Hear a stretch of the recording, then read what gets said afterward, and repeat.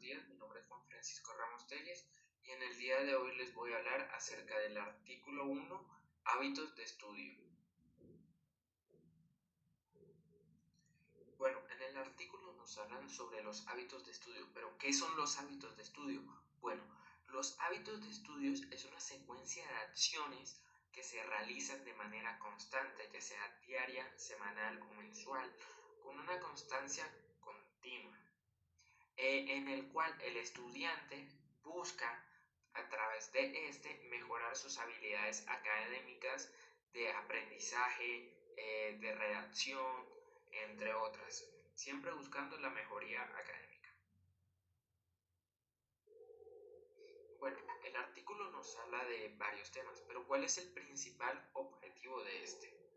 Bueno, el principal objetivo del artículo es demostrarnos a través de un experimento que se realiza en y de varios textos, argumentarnos que los hábitos de estudio tienen una repercusión positiva en el desempeño académico de cada estudiante y comprobándolo obviamente.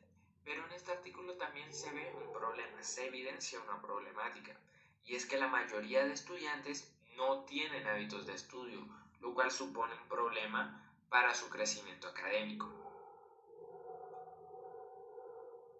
Bueno, en el artículo nos hablan bastante de los hábitos de estudio, pero ¿por qué son tan importantes? ¿Qué es lo que hacen diferente?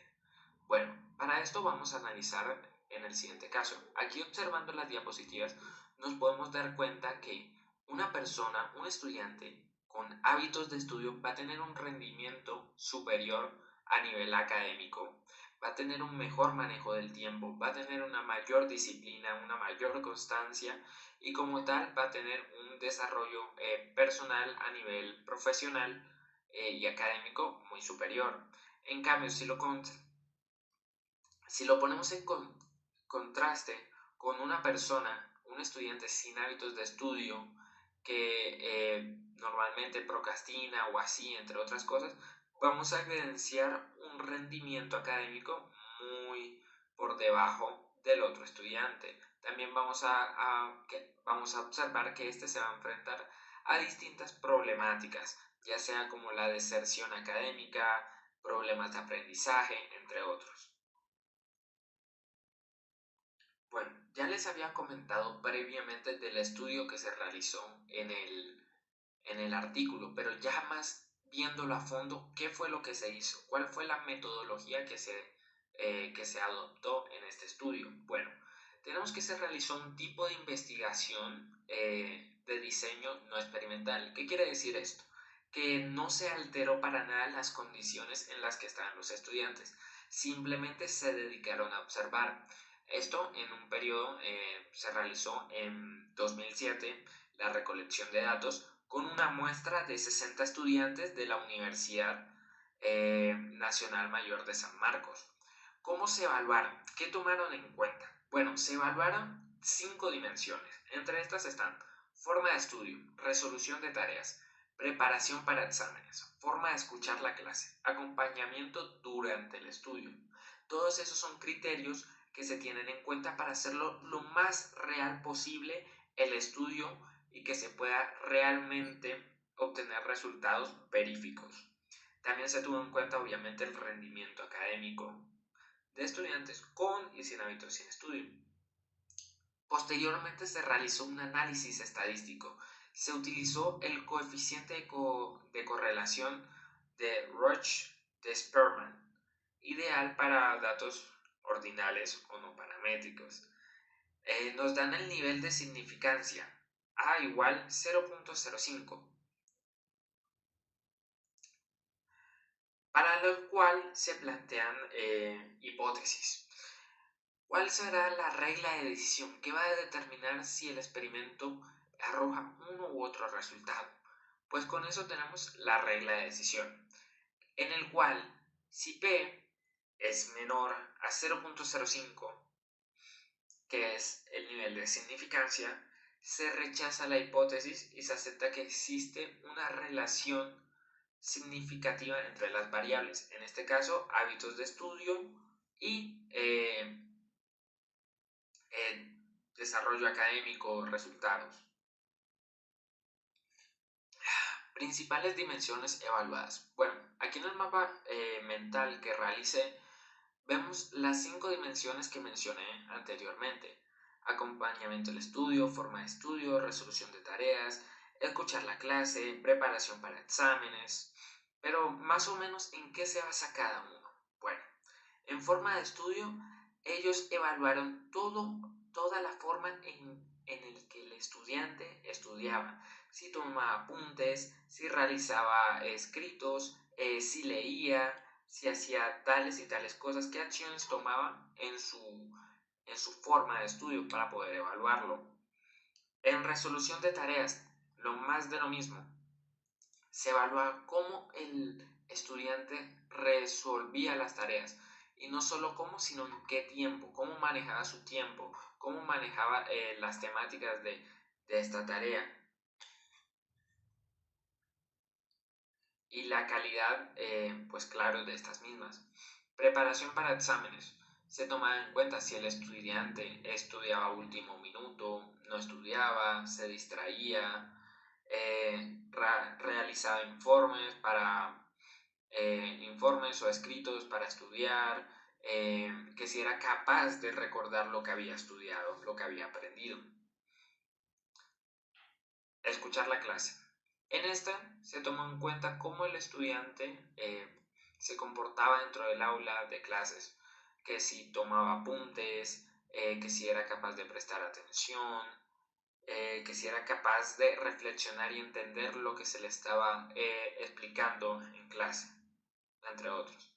Acompañamiento al estudio. En el acompañamiento al estudio es un poco más externo a lo académico, pero igualmente va involucrado, porque ya el estudiante no debe hacer todo por su propia cuenta. También tiene que tener un acompañamiento, entre los cuales entra ya bien sea acompañamiento de los padres, acompañamiento de la escuela, que tenga una salud óptima, que tenga buena alimentación, entre otras cuestiones, para que se pueda desarrollar de la mejor manera posible.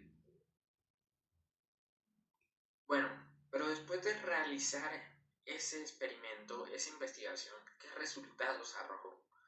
Bueno, para eso tenemos que se usó para hallar esos resultados la relación eh, entre hábitos de estudio y eh, los resultados académicos a través del coeficiente de correlación de Roche-Sperman, que es esta fórmula que vemos aquí en la diapositiva: P es igual a 1, etc. En los resultados arrojados por la investigación se dio que la relación, el coeficiente de correlación, era en promedio de 0.74 y el de P era de 0.0. ¿Esto qué quiere decir?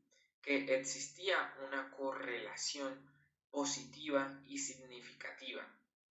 Es decir, que a mejores hábitos de estudio, mejores resultados obtenidos. Y esto también lo podemos evidenciar en los otros ámbitos. Por ejemplo, aquí observando la tabla, tenemos preparación para exámenes. ¿Cuál fue el coeficiente de correlación? 0.74. Fue mayor al P. Por ende, se da una relación positiva significativa, lo cual confirma que sí funciona, que sustenta que los hábitos de estudio tienen un impacto positivo. Bueno, a continuación, las buenas prácticas de estudio. El artículo también nos habla de prácticas de estudio que los estudiantes deben adoptar para mejorar o implementar y ser capaces de desarrollar sus hábitos de estudio. Entre estas tenemos lectura crítica, subraya y anotaciones, mapas conceptuales y mentales, que son estrategias que se previamente estudiaron, que comprueban que da un mejor entendimiento y una mejor síntesis de información a la hora de estudiar. Pero por otra parte también tenemos planificación del tiempo, separación entre estudio y ocio, que ya son más personales y de cada quien, que debemos hacer sacrificios sacrificios para tener constancia y disciplina para poder poco a poco desarrollar los hábitos de estudio e ir incrementando nuestro rendimiento académico. Bueno, como todo, hay una parte mala. El problema en este artículo, el problema de que se genera. Los estudiantes no siempre y en la mayoría de los casos no tienen buenos hábitos de estudio o simplemente no los tienen. Y eso puede traer consecuencias negativas para el estudiante y pues a más trasfondo también a las familias y a nivel social, pero principalmente a nivel personal del estudiante puede presentar bajo rendimiento, que sus calificaciones bajen, ya sea porque no sabe estudiar, no es capaz de memorizar información o no es capaz de comprenderla.